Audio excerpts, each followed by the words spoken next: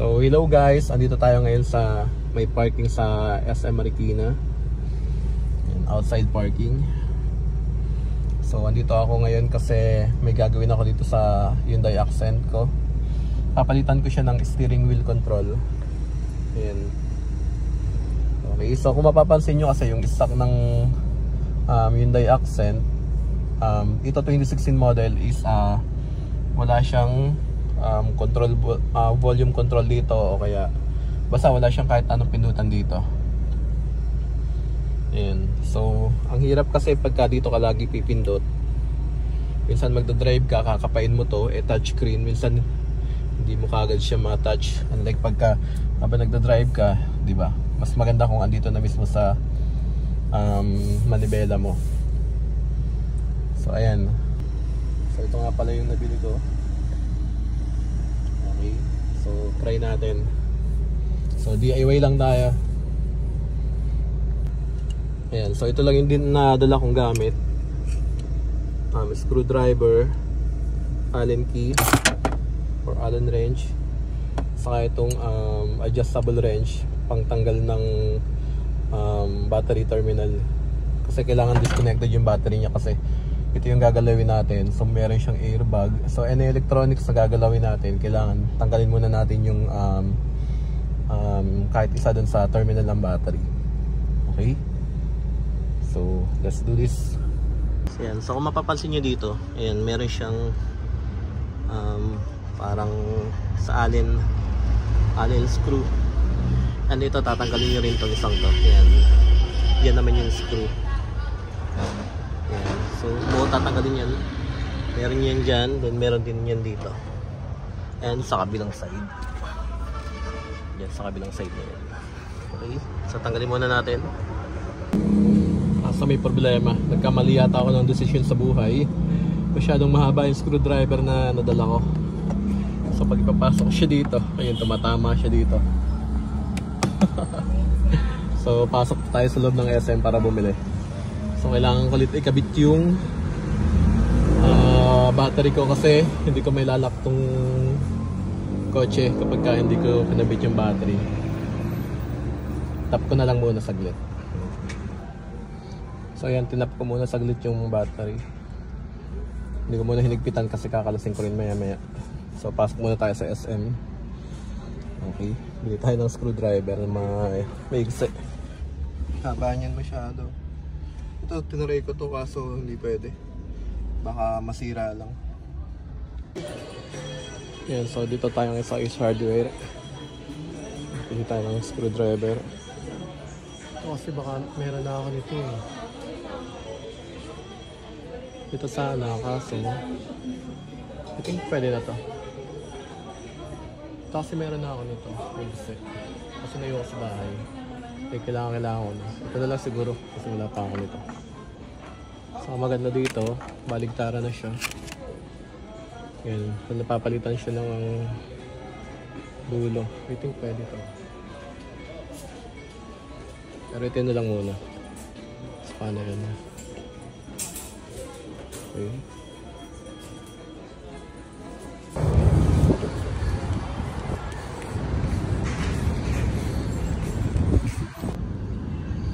So ayun, saktong-sakto siya. So napapaikot ko na, napipihit ko na. Okay. So yan yung una yung tatanggalin. Okay. And then yung kabila naman.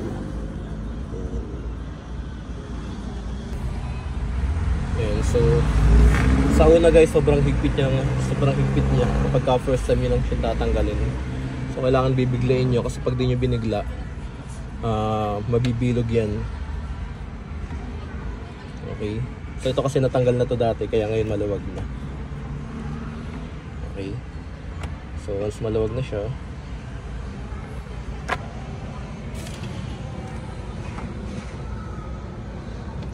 mahuhugot na natin to. Wait lang.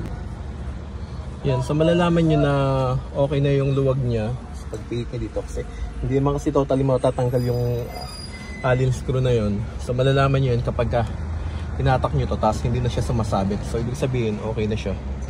So pwede nyo na siyang buhatin. So iningatan nyo lang to kasi airbag yan. Okay.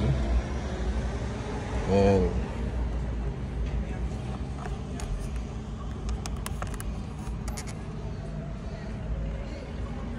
Ayan. Okay. Okay. Taba ko muna. Ayan. Pagtanggal nyo yan, yan lang. Ayan. So pagtatanggal nito guys, angat nyo lang tong kulay orange na to. Angat nyo lang siya pataas. Okay. And then bago nyo to hatakin.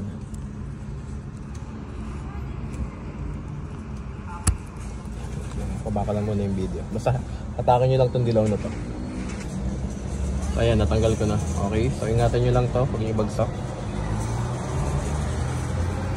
Ayan, yun siya ngayon.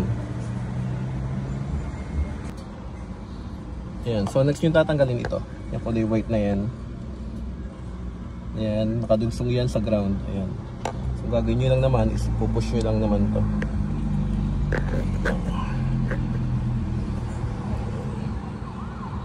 Push nyo lang yun. O hugutin nyo lang. Basta makikita nyo, madali lang yun. Okay. Ayan. Sana pupush naman siya. Okay. Ganito. Hugutin nyo. Ganito siya. Okay. Ito naman. Tulak nyo lang to. Ground yan.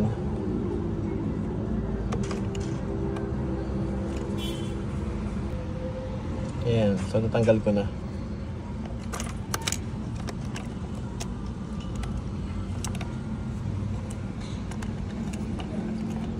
Yun, okay. Tanggalin nyo lang yan. Ayan. So yun, may flash pala to. Hindi ko na kailangan gumamit ang flashlight. Ayan. So ito madali lang to. Plug and play lang siya. Okay. So, ito yung tinanggal natin doon kanina, katulad nito. So, ito yung ipapalit natin doon sa tinanggal natin kanina. And then, ito yung papunta doon sa ground. Okay. Ayan, so, madali lang to. Madali lang ito. Sundan nyo lang to. Ayan, kabit ko muna. Ayan, so, pagtatanggal naman ito, haltakin nyo lang. Pero huwag nyo naman biglayin, baka maputol. Sayang. So, mali nyo magamit nyo pa to soon. Kasi maganda kasi dito sa original, hindi siya nag-fade. Alam ko kasi dito sa replacement na yan, ito nag-fade yan eh. So ang plano ko dyan, siguro next time, tanggalin ko ulit tapos iparap ko siya. Pagka nag-fade na siya. Wala na ako kasing time ngayon, excited na ako kung may kabit. Ayan, so siguro next time na lang. Ouch! So ayun guys, so munti ko makalimutan. May dalawang screw pa pala to dito sa ilalim ng manibela, sa may parting baba. Ayan. Sa may likod nito. So dalawa yan, kailangan tanggalin din. Sabi ko bakit parang higpit. Kalimutan ko may screw pa rin pala siya dito sa part na to. Yung dalawa. So tanggalin nyo rin yan. Ayan. So tanggalin nyo lang. Hindi ko makalimutan yan. Sabi ko ba't parang higpit. Ayan. So once tanggal na silang lahat, ayan, pansin nyo, lumuluwag na rin siya. Okay, so ingatan nyo lang yung screw. Ayan. Okay, yung kabila ganun din. So ayan, natanggal na natin. Okay, so ingatan nyo to kasi malay nyo soon magamit nyo ulit to. So tago nyo na lang. Ayan, so nakabit na natin. So ganyan yung pest nya. Okay. So itong white dito ko nabit sa may likod na kanan, and then yung black likod na kaliwa. Ayan.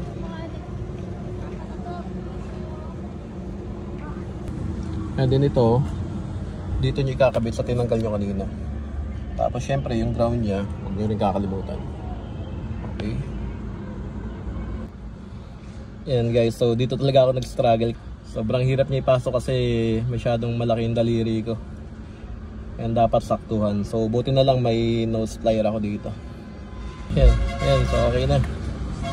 Okay, nakabit ko na yung ground. So ingatan nyo lang na mamaya sa sobrang paghigpit nyo dito ma-damage yung cable. So ingatan nyo lang yun. And then ito naman. So madali na yun, sundan nyo lang.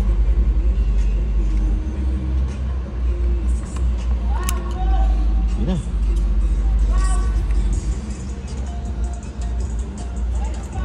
So try muna natin.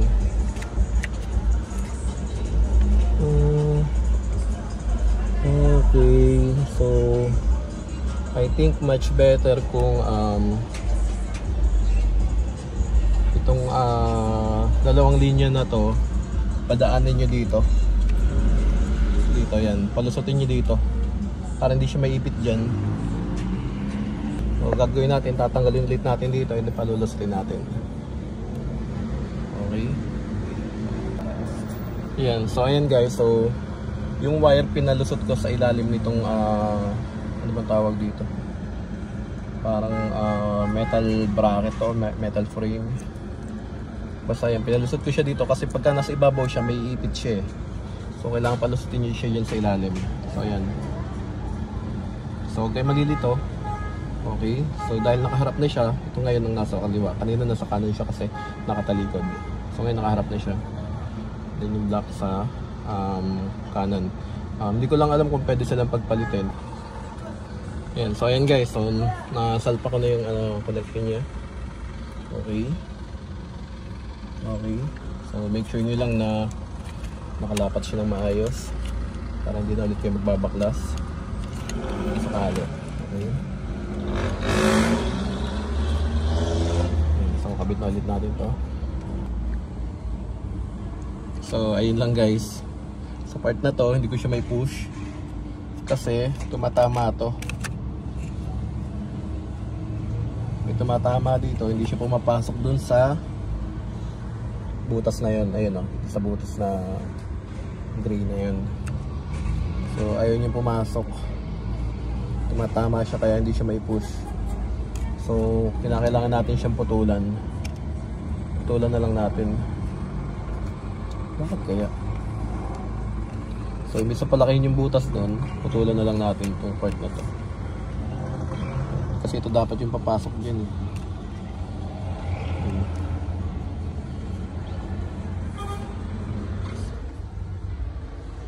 Try natin putulan gamit yung cutter. So ayan guys. So bungi-bungi na siya. Nahirapan ako sa cutter. Mahirap gamitin ng itong cutter na to. Maprol na rin kasi.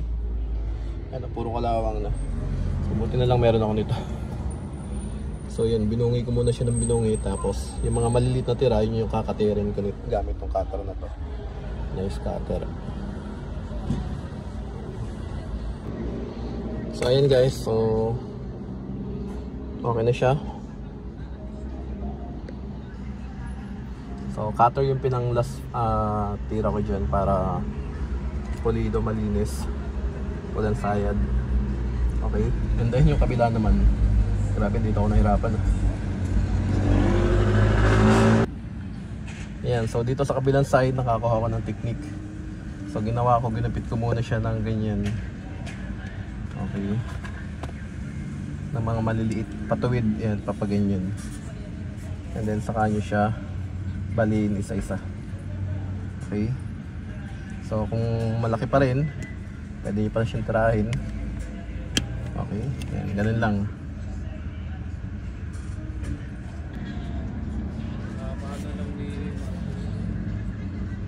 Yan, so okay na rin yung kabilang side. Okay na sila parehas. Yan. Ayan, so okay na. Okay na yung kabilang side.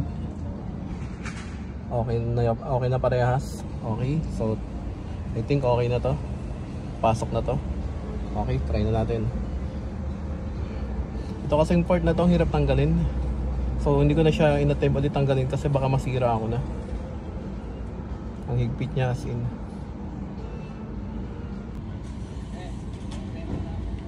So ayun guys, problem again. Hindi ko alam kung tama ba kasi parang ang laki nitong part na to compared sa butas na yun, or baka kailangan i-push. So pupush talaga to doon. Hits. Kaya pala. Ayan. So nababanat pala to, rubber pala tong part na to. So ayun guys, so kung mapapansin nyo, kanina na-encounter ko, parang sobrang hirap pa rin yung ipasok. Kasi napansin ko, ang liit lang nitong butas na to. Pero ito, ang laki nung ano niya. Ewan ko kung ano to. Basta yun na yun. Pero yun nga, na ano ko, na ano pala to, expandable. So kailangan lang siyang i-push talaga. Ayan. Munti ko na siyang putulin actually. Kasi napansin ko ang liit nun. Ayan o. So try natin kung papasok siya pagka pinush. Okay? So nahirapan talaga akong i-push siya guys. Pero dahil virgin pa. Pero sige, try ulit natin.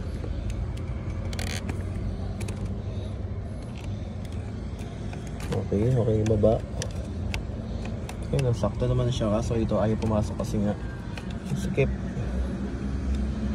Kailangan na tayo push. Make sure lang na wala maiipit. Okay, check mo yung maigi. Hirap talaga. Bakit?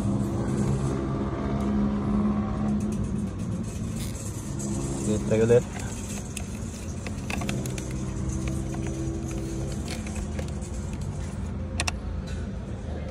Okay, push. Lo. Ano yun? Lo, kala ko okay na. Push.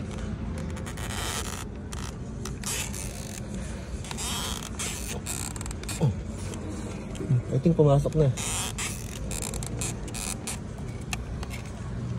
Ayun na, pumasok na siya.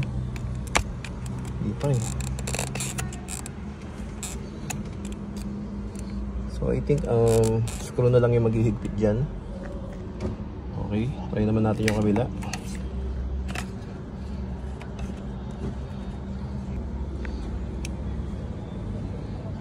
Yan, so okay na siya. Kaso dito medyo maluwag pa. So I think screw na yung hahatak sa kanya. So try natin. Ayan. So before natin kabit yung mga screw, try muna natin isaksak and buhayin yung makina. Okay.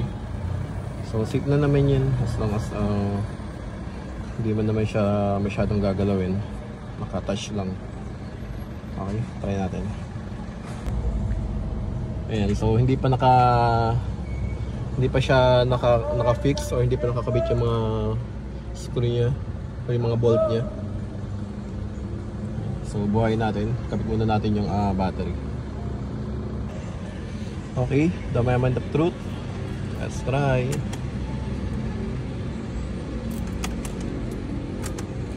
Wala, nalobat siya. Ako, yari.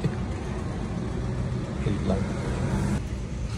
Okay, maluwag pa kasi yung battery. Fuck. Kita ko muna. Huwag na natin try.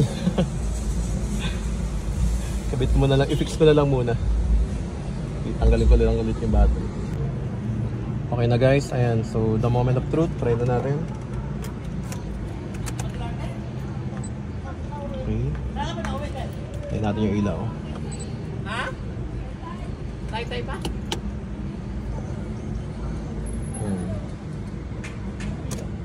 Yun o. Hindi naman din. Okay na. Kusina na rin.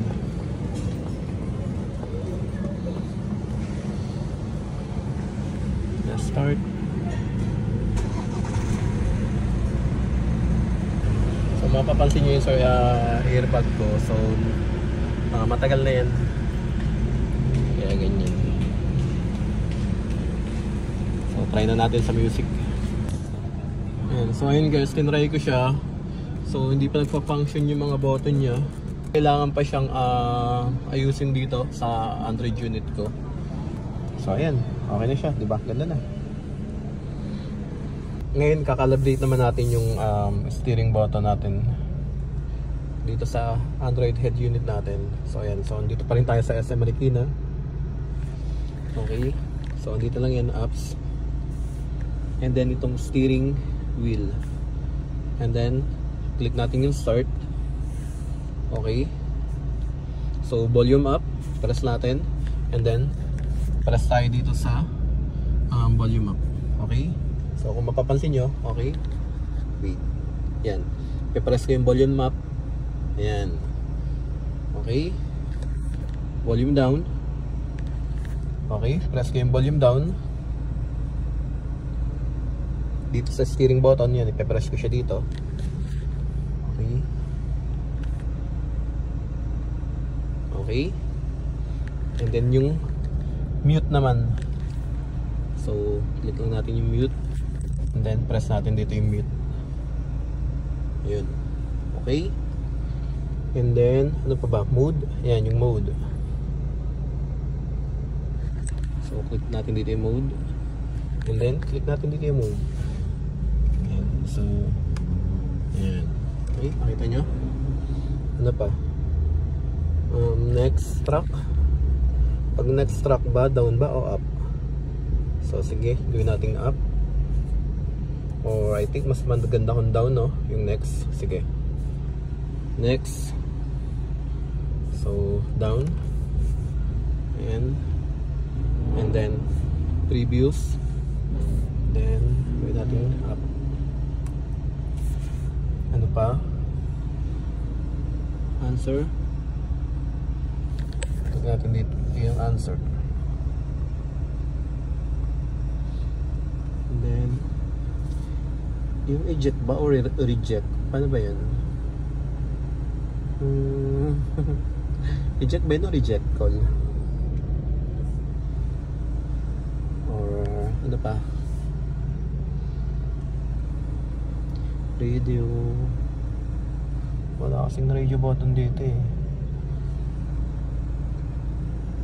So ang hindi ko na lang ano is yung cancel button or yung drop button. Yan, so ganun lang. So hindi ko na, ayun, speech, ayun, oh. I think speech to, ayun, oh. So logo siya ng parang bibig nagsasalita. Ayun, nakikita nyo. Dating speech. Ayun. Ano pa?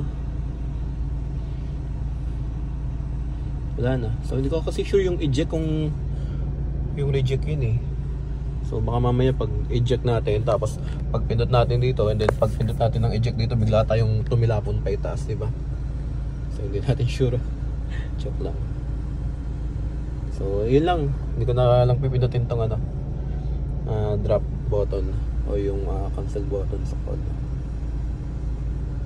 So try natin. Okay, end, click pala natin yung end. Ayan. Okay, so try nga natin. Home, volume up, wow, volume down, down, up, up. Yan, hindi ko matry kasi wala akong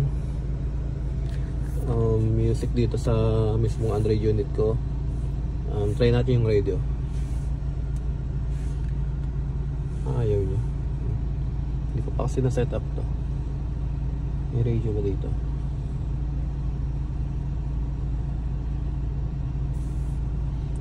Yun. So wala kasi ako music dito, so yun na lang muna.